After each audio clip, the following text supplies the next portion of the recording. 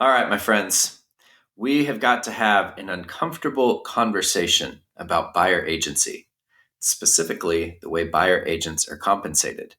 And I do mean uncomfortable, and even for me personally, because all the while, as I'm building the DIY Homebuyer Academy, I still serve as a buyer agent in my local market. And so I feel this tension in real time. But when I think about it, I ask myself the question, is there any good reason why a buyer agent should get paid a percentage commission on a home that they help sell? I can't think of a single good reason. And if you can, I'd love to hear it in the comments below. But as I put myself in the shoes of a home buyer, it just doesn't make sense that somebody who I am hiring to represent me should get paid 2.5 or 3% or whatever it is on the home that I end up buying, when one of the main reasons I want somebody to represent me is to help me get the best deal possible. And if I'm looking to them to get me the best deal possible, then why would I want them to get paid more for me spending more? That's the fundamental issue that just doesn't make sense.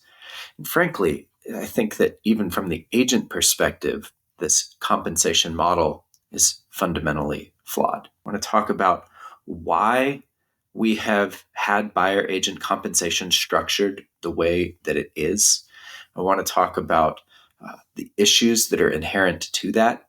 And then, of course, I don't just want to raise problems, but want to come up with solutions. And so talk about why, one, this could mean many of you would want to represent yourself and skip a buyer agent entirely, which is, of course, the heartbeat of this channel.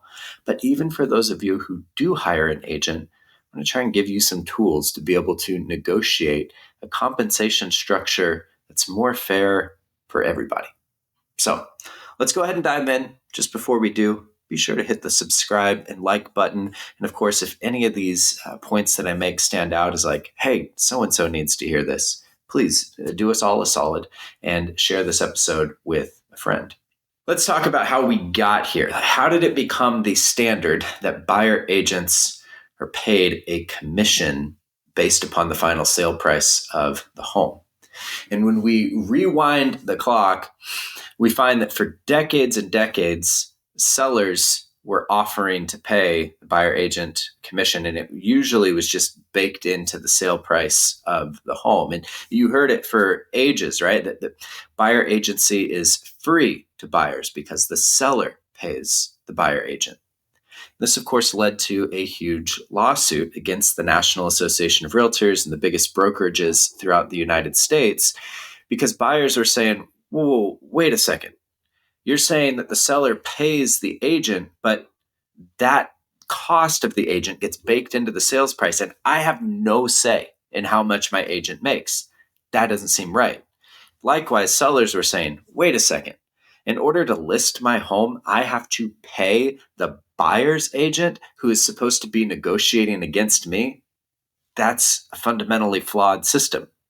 Fortunately, the court agreed. Now, the lawsuit resulted in a settlement where now buyers have to have conversations with buyer agents where, at least in the perfect world, compensation should be established up front so that buyers are confronted with, hey, here's how much it costs to have a buyer's agent, generally around 2.5 to 3% in most markets. It seems to be where buyer agents are coming in at.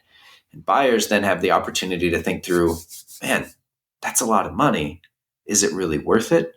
What kind of services am I actually getting? And it may just be that that settlement that passed in August of 2024, in real estate terms, that's basically yesterday. And so there's a decent chance that, well, it just hasn't been long enough for changes in buyer agent compensation to shake out industry wide. But I've seen a lot less people trying to innovate and a lot more agents who are really trying to defend the old system, still trying to get buyers to think that sellers are ultimately responsible for paying buyer agent commissions and to pitch their services as though they were free to home buyers when they absolutely are not. The heart of the issue here is this conflict of interest between you as a home buyer and the buyer's agent, where the more you spend, the more the buyer agent makes. That is not what you want as a home buyer, because your agent is financially rewarded for not negotiating as hard as maybe they could have or would have otherwise. And even if your agent is genuinely one of the most helpful people on earth, like the kind of agent that I've always tried to be, there is an unmistakable reality that when the buyer agent is paid a commission on the final sales price of the home, like it or not, their paycheck is pulling the other way. Like they might want to negotiate the best possible deal that they can for you. And they might even be able to do that, but you have to recognize that doing so is actually taking money out of their pocket. And these might not be huge sums of money, but it's still right to recognize that them helping you is doing themselves financially a bit of a disservice. That's a bad model. For example, right? Let's just say that your agent is getting paid 3%, and there's a $700,000 home that you want to buy, but it's a competitive market. And so your agent says, hey, to be competitive here, we really should offer $720,000. Well, that extra $20,000 that you offer is bringing in an extra $600 for the buyer agent.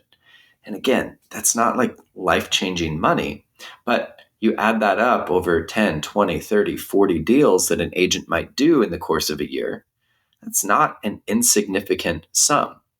And it's funny too, because we always talk about this issue as, hey, for a buyer to be competitive in a buyer's market, they need to increase the amount they're willing to offer. But we rarely ever talk about the other way that a buyer can be more competitive is by reducing the fees for their agent or removing the agent altogether. Like that would be if your agent was only charging 1% and you're only asking the seller for a 1% concession versus a 3% concession to pay your agent. All of a sudden, you've made your offer 2% more attractive, $14,000 more attractive without having to spend an extra dime compared to somebody else who's also making an offer but asking for the seller to pay full 3% to a buyer's agent. And this conflict of interest between home buyers and buyer agents has certainly led to an erosion of trust over time. Recent surveys show that fewer than 10% of Americans would say that they trust real estate agents completely. And in the factors of trust, real estate agents rank lower than lawyers, bankers, and even in some surveys, lower than car salespeople, which is pretty bad. And I don't think it's because all agents are dishonest. I think it has more to do with the fact that the system and the way that it's all set up just creates doubt and distrust. To put it most simply, when somebody who's advising you only gets paid when you buy something, and when they get paid more if you spend more, well, how is that not going to create doubts and distrust in your mind about their biases? Like, do they actually think that it's in my best interest to buy this home? Or do they just want to put bread on the table for their family and therefore they just want me to buy any home, and especially a more expensive home because they make more? That conflict of interest is always there so long as buyer agents are getting paid a percentage of the final sales price. That's not even necessarily a character flaw. It's just human nature. Now, it can be a character flaw when it leads to high pressure sales tactics, which unfortunately many buyers have experienced from their buyer's agent. High pressure sales often go hand in hand with phrases like, if you don't make an offer today, you're going to lose out on this one, or I bet there's already multiple offers. We better get something in quick. Or, hey, if you don't make an offer on this one, you're going to regret it later. They play on the fears that you have of missing out or a fear of failure, because sales 101 is that fear is a powerful motivator, or to say it negatively, fear is a powerful way of manipulating consumers into doing what you, as a salesperson, want them to do. And so anytime a buyer agent starts to lean on fear and fear tactics, there's a good chance that they are steering you as a salesperson, not advising you as a representative and agent. And unfortunately, these high pressure tactics often lead to buyers making rushed decisions, overlooking inspection issues, or making purchase decisions that they later come to regret, which is very, very unfortunate when you're buying something as big as your home. And yes, there are good agents out there that are aware of this and that they don't participate in these manipulative games. But it's still right for us to acknowledge that, unfortunately, the traditional real estate system incentivizes speed and volume, which allows these bad actors that do lean heavily upon manipulative fear tactics to thrive in this industry. And in these worst cases, instead of making a calm, strategic home buying decision, home buyers are swept up into making rushed, emotional decisions that they later regret. And these are the kind of situations that I just absolutely hate. And it's so much of what motivates why I'm doing what I'm doing with the DIY Homebuyer Academy, and even the way that I run my local real estate business of wanting to do right by consumers. And the good news is that I do see some positive signs that things are changing. So first and foremost, what I advocate for here is that home buyers are being empowered to represent themselves and just skip having a buyer agent altogether. And for a lot of folks, not everybody, but for a lot of folks, I really do believe that this is the way to go. I don't think that there's ever been a better time in history for you as a buyer to be able to represent yourself, because you have so much access to the data and information that you need to make informed and smart home buying decisions. And also because when we talk about alignment and incentive structure, looking out for your best interests, I just don't believe that there's anybody who's going to look out for your interests better than you can. And so rather than doing the traditional agency thing where you're basically taking yourself out of the driver's seat and putting somebody else in there and saying, hey, I want to go to X destination. Can you drive me there? You're staying behind the wheel. You're driving yourself there, perhaps using, of course, the guide of GPS navigation. And that's why I create the kind of resources that I do and offer the kind of coaching that I offer, so that you can have some turn-by-turn guidance, but where you retain autonomy throughout every step of the process, making good, informed decisions, avoiding a lot of the fear-based, high-pressure tactics, as well as gaining the knowledge that you need so that you feel really confident in every decision that you make throughout the home buying process. So I'm totally sold, obviously, on the vision of DIY home buying, that this is not a process that is so complicated you can't do it. You absolutely can. We've been transacting real estate now for thousands of years. We've been able to figure this out. And the good news is across the United States, real estate is one of the most standardized and regulated transactions. There are a lot of wonderful protections that are in place. You can absolutely do this without a buyer agent.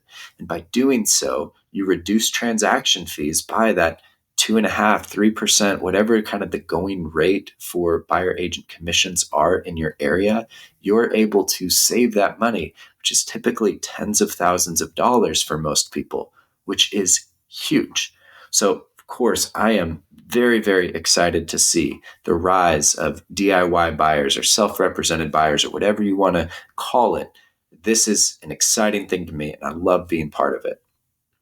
Now, for those who decide, yeah, I just don't have the time, or I'm too scared, or I see the value in having an agent, that's fine. I am not anti-agent here. Obviously, still working and serving as a real estate agent in my local market.